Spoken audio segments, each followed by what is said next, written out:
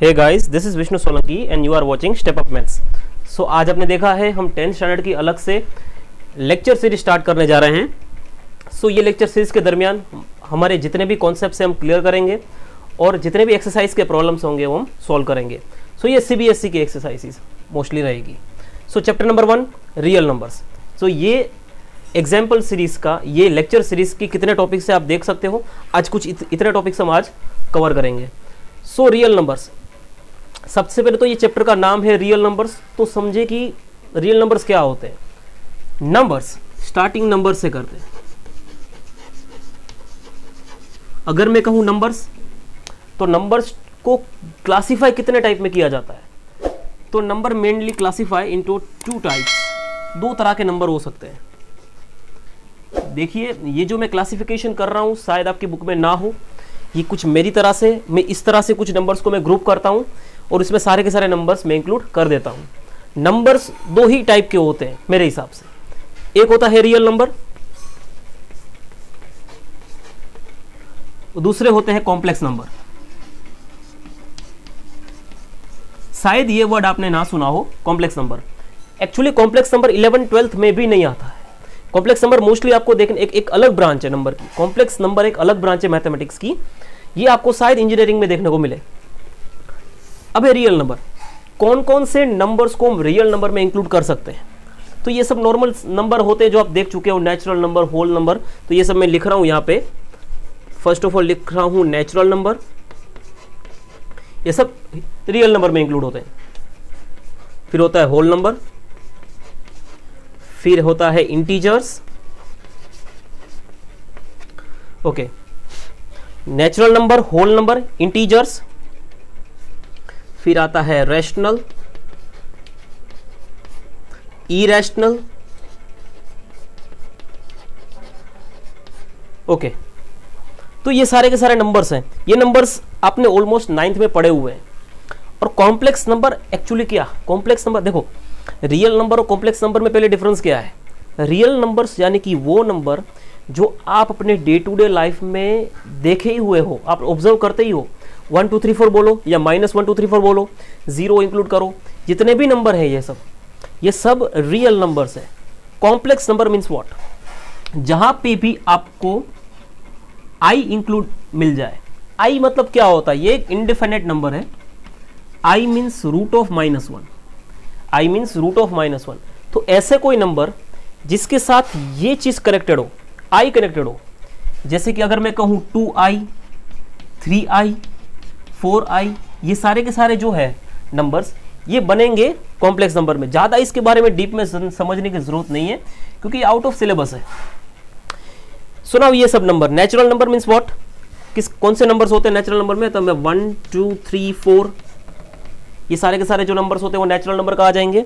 अगर मैं ये नंबर्स में 0 को इंक्लूड कर देता हूं, अगर मैं यहां पे 0 को इंक्लूड कर देता हूं, तो अब ये हो गए होल नंबर। होल नंबर्स में 0 इंक्लूड होता है, जबकि नेचुरल नंबर में 0 इंक्लूड नहीं होता है। नाउ द इंटीजर्स, इंटीजर्स में इंक्लूड नेगेटिव नंबर्स ऑल्सो। अगर मैं यहां लिखता हूं -1 -2 -3, 1 2 3, यानी कि 1 2 3 4 से भी आप इन्फिनिट तक लेके जाओ, -1 -2 -3, यहां तक भी आप इन्फिनिटी तक लेके जाओ। ये सारे के सारे नंबर्स, मतलब नेगेटिव नंबर्स को अगर मैं इंक्लूड कर रहा हूं सिंपली, तो वो इंटीजर्स कहलाते हैं। Rational number, rational number, irrational number के बारे में पूरा भी डिस्क्रिप्शन पढ़ेंगे कि क्या होगा। रैशनल नंबर यानी कि ऐसे नंबर, इस तरह से नंबर कि जिसको आप P/Q के फॉर्म में लिख सको, where Q is not equal to 0। क्या कहना चाहता है ये, इसका मतलब ये है कि सिंपल कोई भी नंबर को आप अगर डेसिमल फॉर्म में लिख सको, कोई भी नंबर को आप P/Q के फॉर्म में लिख सको, जैसे कि मैं बोलूं आपको 2/3, 1/3, 9/4, ये सब फ्रैक्शन वाले फॉर्म में लिख सको, तो ये रेशनल नंबर होते हैं। और ऐसे फॉर्म में अगर नहीं लिख पाते हो तो इरेशनल नंबर होते हैं। तो इस तरह से कुछ नंबर्स को हम क्लासिफाई कर सकते हैं। तो चलो ये नंबर्स तो देख लिए, अब कुछ चीजों के बारे में थोड़ा क्लियर हो जाए। रैशनल नंबर, इरेशनल नंबर, ये सब चीजों के बारे में थोड़ा क्लियर हो। देखो इन चीजों के लिए आपको 3 वर्ड को समझना बहुत जरूरी है। फर्स्ट है terminating, then after non terminating, then after recurring.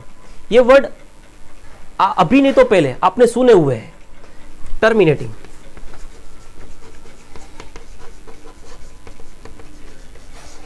Terminating, okay चलो, व्हाट इज दिस? टर्मिनेटिंग क्या होता है?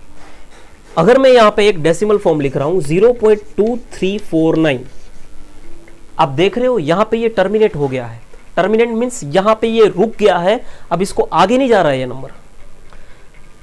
और सिंपल फॉर्म में समझाऊं 0.25, दैट्स इट। नंबर यहां टर्मिनेट हो गया, आगे ही नहीं जा रहा है, यहां से कोई आगे जा नहीं रहा है। तो आप सिंपल इसको आप P अपॉन Q के फॉर्म में लिख पाओगे ना। कुछ कुछ नंबर्स ऐसे होते हैं जो यहां पे स्टॉप ही नहीं होते, अनस्टॉपेबल होते हैं, चले ही जाते हैं, डॉट्स लगे हुए होते हैं वहां पे, तो वो उसकी बाद में बात करेंगे। तो इसमें मैं इसको मैं किस तरह से फॉर्मेशन में लिख सकूं? ये क्या लिखा हुआ है 2349। अब स्टेप्स गिनो, यहां पे पॉइंट है 1 2 3 4, यहां पे पॉइंट लेना है। पॉइंट यहां पे लेके जाने के लिए स्टेप्स कितने लगे? 4। उतने जीरोस कहां लगेंगे? डिनोमिनेटर में। तो ये नंबर को मैंने P अपॉन Q के फॉर्म में लिख दिया। तो जो भी नंबर P अपॉन Q के फॉर्म में लिखा जा सकता है उसे हम कहते हैं रैशनल नंबर। तो एक चीज यहां पे क्लियर रखो कि टर्मिनेटिंग कैरेक्टरिस्टिक्स होगी वो ऑलरेडी नंबर वो रैशनल ही होगा। कोई भी टर्मिनेटिंग नंबर रैशनल नंबर होता है। इसको मैं किस तरह से लिख पाऊं? ये जो डेसिमल है वो 2 स्टेप पीछे जाएगा, तो यहां 100 लग जाएगा। तो ये भी तो P अपॉन Q के फॉर्म में हो गया ना, तो ये भी तो रैशनल नंबर बनेगा। मतलब all terminating numbers is a rational number. चलो now we are talking about non terminating. Non terminating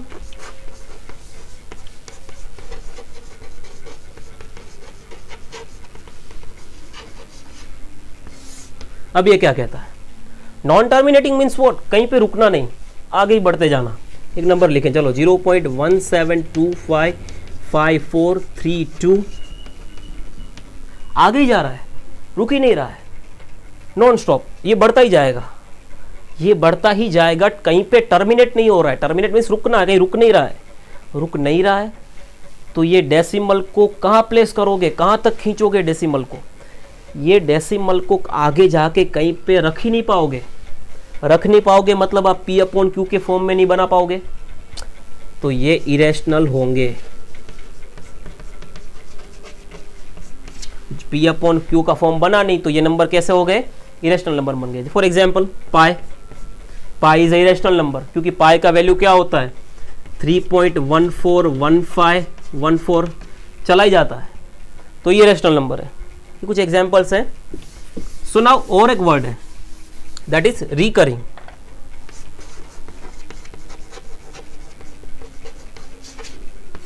recurring means what? चलो मैं एक नंबर लिखूं, रिकर यानी एक्चुअली मीनिंग क्या होता है? 0.135 135 135 क्या हो रहा है ये? आपने एक चीज नोट कर रहे हो यहां पे 135 रिपीट होता जा रहा है। रिकर का मतलब यही होता है कि कोई एक फिक्स नंबर रिपीट होता जाता है डेसिमल प्लेस में। जैसे कि यहाँ पे 135 रिपीट होता जाता है, तो ये कुछ रिकरिंग का सिंबल है। रिकरिंग का ये सिंबल है। अगर यहाँ पे कहीं पे लिखा हुआ है 0.2 रिकरिंग, तो दैट मीन्स व्हाट? 0.2222 रिकर होता जाता है। कहीं पे रुक नहीं रहा है, कहीं पे टर्मिनेट नहीं हो रहा है, that's what mean. That's mean you cannot write this number in the form of P upon Q। P upon Q के फॉर्म में इसको नहीं लिख सकते हो, ये नंबर को P upon Q के फॉर्म में नहीं लिख पाओगे, तो ये भी नंबर, रिकरिंग नंबर भी हमेशा कौन से नंबर होंगे? इरेशनल ही होंगे। तो आई होप रैशनल इरेशनल के बारे में अभी कॉन्सेप्ट क्लियर है हमारा। सो हमारा फर्स्ट टॉपिक है Euclid lemma algorithm. So now Euclid lemma division. Okay, so ये वर्ड क्या है? सो ये एक टाइप के अल्गोरिदम्स है। अल्गोरिदम्स क्या होते हैं? अल्गोरिदम एक वेल डिफाइंड स्टेप्स है। वेल डिफाइंड स्टेप्स कोई भी प्रॉब्लम सॉल्व करने के लिए जो उसके जो स्टेप्स होते, इटरेशंस होते हैं, उसे हम कहते हैं अल्गोरिदम्स। सो क्या है ये, किसने फाइंड किया? तो एक पर्शियन मैथमेटिशियन था 9th सेंचुरी में, मोहम्मद अल ख्वाइज़मी उसका नाम है, उसने ये फाइंड किया। इसका यूज़ क्या है? यूज़ ये है कि किसी भी कोई भी डेटा का, कोई भी पर्टिकुलर डेटा का आप higher common factor easily find कर सकते हो। और भी बहुत सारे वर्ड प्रॉब्लम्स रहेंगे जो आप आपके डे टू डे लाइफ के होंगे, वो इजीली आप ये मेथड से सोल्व कर सकते हो। तो ये धीरे धीरे ये सब देखेंगे।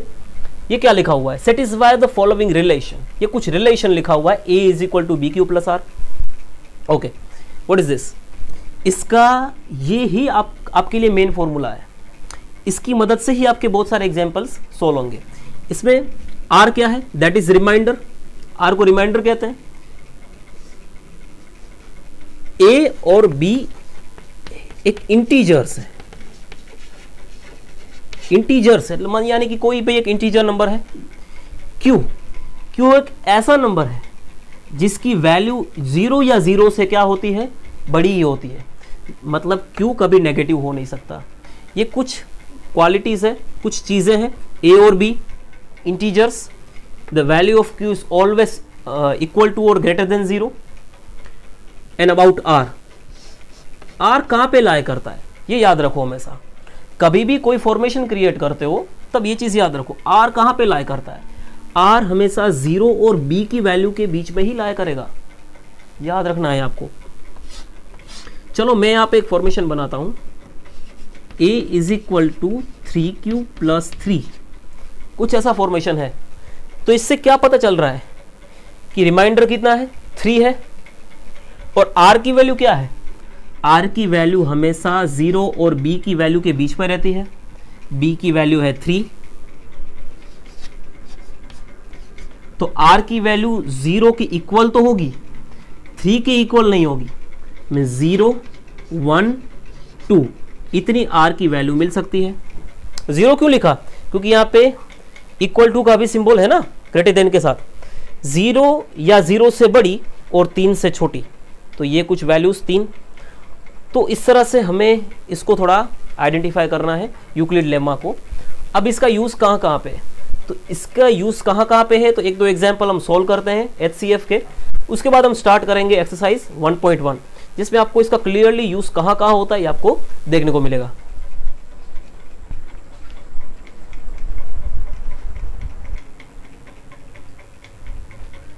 So now find the higher common factor of the following numbers by Euclid lemma algorithm या Euclid lemma division method। So किस तरह से करें? देखो ये फर्स्ट एग्जाम्पल है।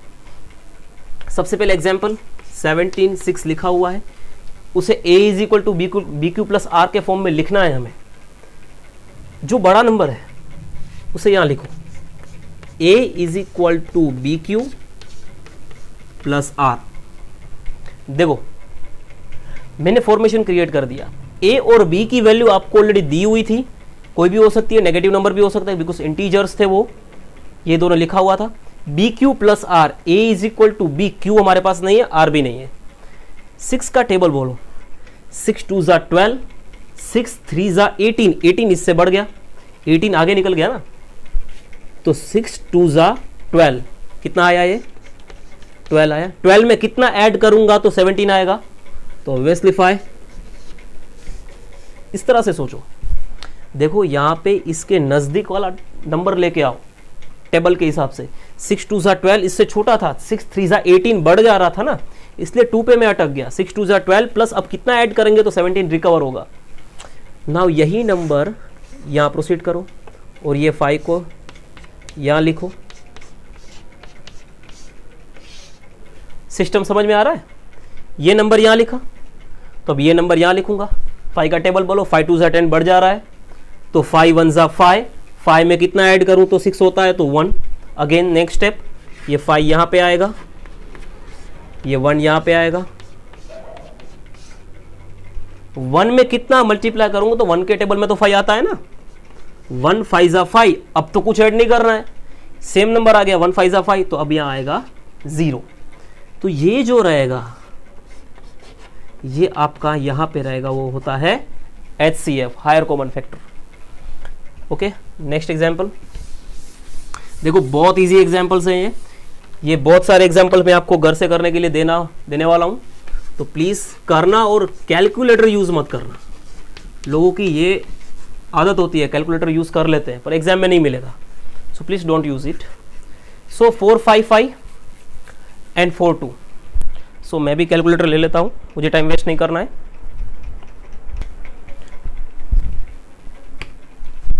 सो इसमें ए और बी की वैल्यूज दी हुई है। अगेन इसे A is equal to B Q plus R के फॉर्म में लिखे, तो ए इज इक्वल टू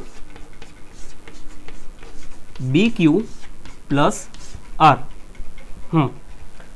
42 10 जा 420 होता है, 42 11 जा मतलब 420 प्लस 42, इससे एक्सीड कर गया, बढ़ गया, तो 42 10 जा कितना होता है 420।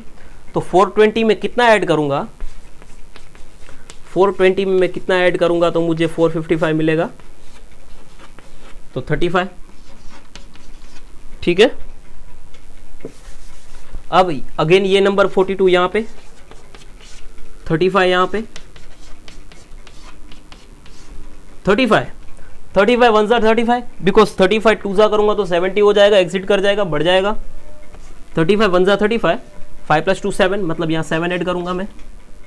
अगेन ये 35 को आगे यहाँ रिपीट करूं तो 7 के टेबल में तो आता है ना, 7 5 जा 35, 7 5 जा 35, तो सेम नंबर आ गया, तो हमारा रिमाइंडर यहाँ आएगा 0, and this is your higher common factor HCF। So ये यूक्लिड लेमा से कुछ इस तरह से प्रॉब्लम सॉल्व होते हैं। बस आपको डिवीजन मल्टीप्लिकेशन ये अच्छे से आना चाहिए। और एक चीज़, ये हम आपका होमवर्क है, ये एग्जाम्पल्स आपको सोल्व करने हैं घर से। कुछ डाउट्स हो तो आपको पता है, नीचे मेरा नंबर लिखा हुआ है, मुझे DM कीजिए। So now we are going towards so now exercise 1.1। So ये फर्स्ट क्वेश्चन है। ये क्वेश्चन में इन दोनों का आपको सोल्व करना है बाय यूक्लिड लेमा एल्गोरिदम। क्या फाइंड करना है, HCF फाइंड करना है। कैसे करोगे, जैसे कि ये 225 है, तो 225 is equal to 135 into which number plus which. तो आपको ये प्रोसेस पूरी पता है कि इसको किस तरह से हम सोल्व करते हैं। कैसे, a is equal to B Q plus R से। This is the standard form of Euclid lemma algorithm. ठीक है, तो ये तीनों क्वेश्चंस आपको इस तरह से आपको सोल्व करने हैं। सो अब देखते हैं सेकंड क्वेश्चन।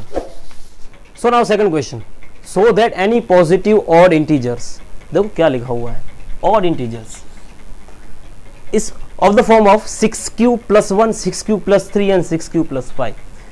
कुछ अगर यहाँ पे हम नोट करें तो आपको शायद पता चलेगा a is equal to B Q plus r में b की वैल्यू 6 यहाँ पे आ रही है। ओके, तो सबसे पहले तो लिखें स्टैंडर्ड फॉर्म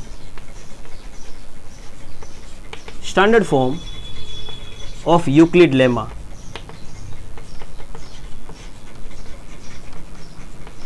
क्या है standard form of Euclid lemma, आपको पता है a is equal to B Q plus r. ठीक है, चलो अब इसके बारे में थोड़ा पढ़ा था हमने कि सबसे पहले तो आपको b की वैल्यू दी हुई होती है, q is always greater than और इक्वल टू 0, r की वैल्यू रेंज करती है 0 और b के बीच में। ठीक है, ये दोनों चीजें आपको पता होनी चाहिए। तो अगर ये इक्वेशन को मैं इसके साथ कंपेयर करूं, अगर मैं इसको कंपेयर करूं तो आपको पता चल रहा है कि b की वैल्यू यहां पे कितना दिया हुआ है 6, तो मुझे पता है कि b की वैल्यू दी हुई है 6। अगर मेरे पास b की वैल्यू है तो r की वैल्यू मुझे पता चल जाएगी। कैसे, r की वैल्यू 0 और b के बीच में होती है, तो r की वैल्यू क्या होगी 0 1 2 3 4 5। मैं 6 नहीं लिख सकता क्योंकि यहां पे इक्वल टू का सिंबल नहीं है, यहां पे इक्वल टू का सिंबल है, दैट्स व्हाई। नाउ ये दोनों वैल्यू को अगर हम ये स्टैंडर्ड इक्वेशन में पुट करें तो हमारे पास कितने इक्वेशंस मिलेंगे। एक चीज समझ लो, जितने r होते हैं ना, जितनी r की वैल्यूज होती है उतने ही हमारे पास इक्वेशन जनरेट होते हैं। जैसे कि ये r की वैल्यू मैं यहां पे रखूं और b की वैल्यू में b की जगह पे रखूं तो इक्वेशन मुझे मिलेगा a is equal to 6q plus 0। Now a is equal to 6q plus 1। Similarly a is equal to 6q plus 2, a is equal to 6q plus 3, a is equal to 6 cube plus 4 and a is equal to 6 cube plus 5। तो आपने देखा कि r की value 1 2 3 4 5 6 values थी, तो उसके according हमें 6 different equations मिले। आपको इसमें से बताना है कि ऑड इंटीजर्स कौन कौन से हैं, तब खुद ही बता दो ऑड इंटीजर्स कौन कौन से होंगे। ये तो 6 क्यू है, इट्स इवन। ये +1 यहाँ पे ये क्या होगा, ऑड होगा। ये अगेन इवन है, ये ऑड होगा, ये अगेन इवन है और ये ऑड होगा। तो ऑड इंटीजर्स हमें कितने मिले, 3। वही तो हमें प्रूव करना था कि ये 3 उसमें ऑड इंटीजर्स मिलते हैं, जो हमने यहाँ पे प्रूव कर दिया। Okay, so now we are going towards third example. So now question number 3। So पढ़े, an army contingent of 616 members is to be marched behind an army band of 32 members in a parade. The two groups are to march in the same number of columns. What is the maximum number of columns in which they can march? देखो 616 total members हैं, 32 उसमें से एक column में रखना है। देखो हमें कुछ ऐसा बनाना है, सेम नंबर ऑफ कॉलम्स बनानी है। अगर इस तरह से हमें इसको अरेंज करना है, same number of columns, same number of रोज, इस तरह से हमें कुछ इसको अरेंज करना है। तो कितनी कॉलम में हम इसको रखेंगे, अगर ये मेंबर्स को हम कितनी कॉलम में रखेंगे। तो देखो जब भी कोई इस तरह का क्वेश्चन आता है तब आपको एक ही चीज फाइंड करनी होती है, higher common factor. Higher common factor किसका, किन दोनों का, इन दोनों का। 616 में से एक कॉलम अगर 32 है तो दूसरी कॉलम कितने की होगी। तो a is equal to B Q plus r, ये आपके पास ऑलरेडी फॉर्मूला है यूक्लिड लेमा। तो 616 is equal to 32 into which, क्या नंबर होगा, तो करें तो 32 इंटू अगर आप 19 करोगे तो आपका रिमाइंडर यहां पे 8 रहेगा। देखो ये मल्टीप्लाई है, आप कर लेना खुद, ये तो इट इज वेरी इजी। जब ये छोटा नंबर है उसको मैं यहां पे रख रहा हूं, उसको कौन से नंबर से मल्टीप्लाई करूं तो वह एग्जैक्टली इसके नियर अबाउट मेरा आंसर आए, इससे बड़ा नहीं, इससे नियर अबाउट मेरा आंसर मुझे मिले, और जो एग्जिस्ट रहेगा वो आपका रिमाइंडर रहेगा। अब ये जो नंबर है उसको मैं यहां ट्रांसफर करता हूं, और ये जो नंबर है मैं उसको यहां ट्रांसफर करता हूं। अब क्या होगा, 8 4 जा 32, अब तो हो गया 8 4 जा 32 and your remainder will be 0। तो ये जो नंबर है वो आपका बनेगा HCF। तो उसने क्या पूछा है कि मैक्सिमम नंबर ऑफ कॉलम्स कितनी बन सकती है, तो maximum number of columns army contingent की 8 बन सकती है। तो इस तरह से आप एग्जाम्पल इजीली सॉल्व कर सकते हो। So now fourth example. Example क्या कहता है, use Euclid division lemma to show that the square of any positive integer is either in the form of 3m और 3m + 1। देखो जब भी इस तरह का कोई एग्जाम्पल आता है तो ज्यादा कोई पैनिक होने की जरूरत नहीं है। यहां पे अगर इसको मैं स्टैंडर्ड यूक्लिड लेमा इक्वेशन के साथ कंपेयर करूं, पहले तो यहां आप लिखो स्टैंडर्ड यूक्लिड लेमा इक्वेशन क्या है, a is equal to B Q plus r. अगर मैं इसको कंपेयर करूं तो मुझे यहां पता चल रहा है कि b की वैल्यू यहां पे 3 है। अगर ये इक्वेशन को मैं कंपेयर कर रहा हूं तो मुझे पता चल रहा है b की वैल्यू 3 है। तो अगर b की वैल्यू 3 है तो r की वैल्यू क्या होगी, 0 1 और 2। मैंने प्रीवियस एग्जांपल में बताया, क्या बताया कि जो r की वैल्यू है 0 और b के एग्जैक्टली बीच में होती है, और q is always greater than और इक्वल टू 0। चलो इतनी चीजें हमें पता है, ठीक है। a और b उसको इंटीजर्स कहते हैं, ये तो बेसिक्स में बता दिया था। अब जितने r होते हैं उतने इक्वेशंस क्रिएट होते हैं, ये आपको पता है। तो यानी इक्वेशंस कितने क्रिएट हुए यहां पे आप देखना, a is equal to B Q plus r, a is equal to B Q plus r and a is equal to B Q plus r. Total number of equation that is 3। 3 equation create हुआ क्योंकि r की value हमारे पास 3 है और तीनों में b की value में 3 ही पुट करूंगा। अब इन तीनों का क्या करना है हमें, square of positive integer square करना है।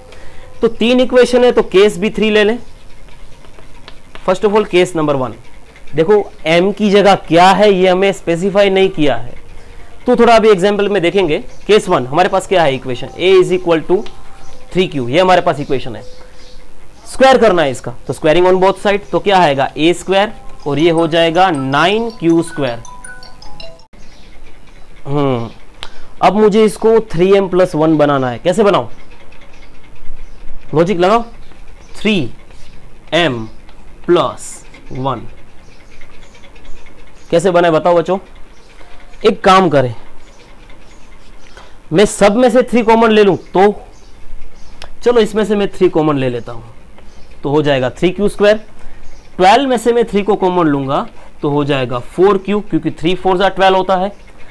इसमें से भी मैं अगर 3 को कॉमन ले लूं, इसमें से भी मैं 3 को कॉमन ले लूं, तो बचेगा क्या 1 ना, कि नहीं बचेगा, सॉरी यस 1 बचेगा और यहां पे 1 बचेगा। यस देखो अच्छे से समझो, 3 3 जा 9, 3 4 जा 12, 3 1 जा 3 प्लस 1 4। समझ में आ रहा है क्या किया मैंने 3 इन सब में से 3 को कॉमन ले लिया और बाकी का जो 1 बचता है मैंने पीछे से ऐड कर दिया। अब ये पूरा का पूरा है, इसको मैं बोल देता हूं कि ये m है, तो अगेन मेरा फॉर्मेशन क्या आया 3m प्लस 1 वाला, जो उसने बोला था कि कुछ भी इक्वेशन आप बनाओगे आपका फॉर्मेशन या तो 3m आएगा या तो 3m प्लस 1 आएगा, जो मैंने उसको मैथमेटिकल फॉर्म में कैलकुलेट करके दिखा दिया। Okay now I go, so now this is 5th example. क्या है, प्रीवियस एग्जाम्पल में स्क्वायर था, यहां पे क्यूब है। Cube of any positive integer क्या होना चाहिए, क्या बनता है 9m, 9m plus 1, 9m plus 8। देखो कुछ लोग यहां पे गलती क्या करते हैं, पहले तो आपको पता है standard form of Euclid lemma a is equal to B Q plus r होता है, तो कुछ लोग यहां पे b की वैल्यू 9 कंसीडर कर लेते हैं, जो गलत है।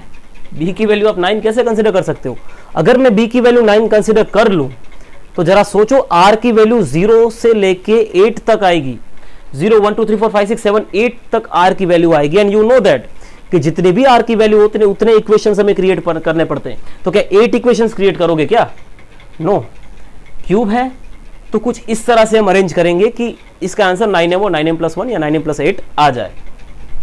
b की वैल्यू 3 है तो r की वैल्यू ऑब्वियसली होगी 0 1 2, और ये 3 वैल्यू से क्रिएट होते हुए इक्वेशन कौन कौन से होंगे ये आपको पता है, 3q plus 1 and 3q plus 2। 1 bye 1 इसमें हम डाल देंगे। सो सब डायरेक्टली मैं यहाँ लिख रहा हूँ case 1 a is equal to 3q means what, यहाँ पे b की वैल्यू मैंने पुट की और r की वैल्यू मैं 0 ले रहा हूँ। ओके अब मुझे करना क्या है, क्यूब करना है, तो मैं क्यूबिंग ऑन बोथ साइड ले लूँ, तो ये हो जाएगा 27q क्यूब। कैसा बनाना है मुझे, 9m बनाना है, 9m, तो चलो बना दे। 9 को कॉमन ले लो, m की वैल्यू तो कुछ भी हो सकती है। 9 को किससे मल्टीप्लाई करोगे, 27 आएगा 3 से, and cube remain as it is. तो यहाँ मेंशन करना कि m की वैल्यू हमने यहाँ पे ली है 3q क्यूब, तो सिंपल इसको हम m सपोज करें तो हमारा आंसर आया 9m, बात खत्म। एग्जाम्पल्स एकदम सिंपल है, आपको थोड़ा अजम्पशंस आपके दिमाग में रखना है आपको, और लाइन नहीं छोड़नी है। ये फर्स्ट हुआ। नाउ सेकंड केस में क्या होगा, a is equal to 3q plus 1, क्योंकि ये वैल्यू तो यूज हो गई, या 1 में यूज कर रहा हूं, क्यूबिंग ऑन बोथ साइड तो होगा a क्यूब। ओके अब थोड़ा ध्यान से समझो, यहाँ पे क्या होगा 3q प्लस 1 दी होल क्यूब होगा, और आपको होल क्यूब का फॉर्मूला आना चाहिए। अगर मैं होल क्यूब का फॉर्मूला लिख रहा हूँ a plus B the whole cube, तो formula is a cube plus b cube plus 3ab a plus b, this is the formula of whole cube. Okay values put up करें जल्दी, तो क्या होगा कि a cube plus b cube plus 3ab a plus b। Okay मैंने value put कर दी, कुछ भी हो मुझे आंसर 9m प्लस 1 लेना है। चलो फर्दर सॉल्व करें, 27q क्यूब प्लस 1 प्लस 3 3 जा 9, 9 3 जा 27, क्योंकि ये जो आउटसाइड टर्म है जो दोनों के साथ मल्टीप्लाई होगा ना 1 बाय 1, 3 3 जा 9, 3 जा 27, q स्क्वायर। चलो ओके, अब ये इसके साथ भी मल्टीप्लाई होगा तो 3 3 जा 9 क्यू, सो 9 क्यू 1 जा 9 क्यू। सो मुझे इसको 9m प्लस 1 बनाना है, कैसे बनाए, थोड़ा दिमाग लगाओ। 9m प्लस 1 तो रेडीमेड है, चला जाएगा उधर, तो बचा क्या 9, किस में से कॉमन निकालोगे, इन 3 टर्म में से 9 कॉमन निकाल लो। 27 में से 9 कॉमन निकालूंगा तो 9 3 जा 27, इसमें से भी 3 आएगा, समझ में आ रहा है, और उसमें से 9 कॉमन निकल जाएगा तो बचेगा सिर्फ q। और यू नो दैट कि आप m की वैल्यू कुछ भी हो सकती है, तो बस ये सब जो हमने कॉमन निकाला है और बाकी जो रिमेनिंग टर्म्स हैं उन सबको मैं m सपोज कर लेता हूं, तो आपका फॉर्मेशन मिल गया 9m प्लस 1 वाला, ठीक है। तो ये थोड़ा आपको देखना है इस तरीके से। सो नाउ केस 3,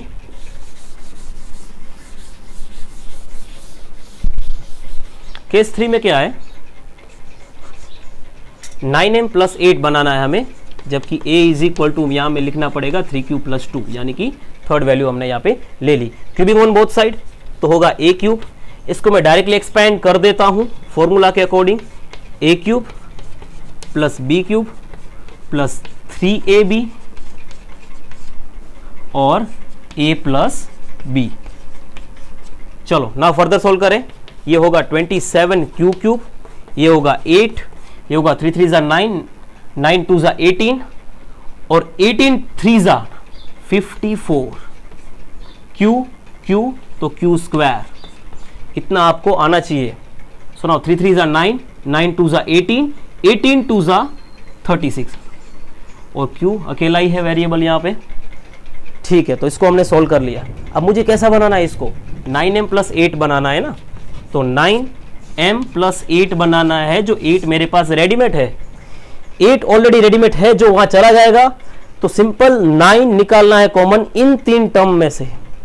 यहां से 9 निकालूंगा तो रिमेनिंग रहेगा 3q क्यूब, यहां से 9 निकालूंगा कॉमन तो यहां रहेगा 6q स्क्वायर, और यहां से 9 निकालूंगा तो ये हो जाएगा 4q बस। और इसको मैं अगर m सपोज कर लूं तो मेरा यहां फॉर्मेशन हो गया 9m प्लस 8 का। एग्जाम्पल एकदम सिंपल है। इसके बाद का जो वीडियो आएगा वो 1.2 के रिगार्डिंग आएगा। आपको प्रूव करना है कि ये नंबर under root of prime numbers irrational होते हैं, ठीक है। तो उसके पूरी प्रोसीजर देखेंगे, ज्यादा नहीं चलेगा ये चैप्टर, 2-3 लेक्चर सीरीज में पूरा हो जाएगा। Then after will go for polynomials, ठीक है। सो वीडियो देखते रहिए। Thank you and have a good day.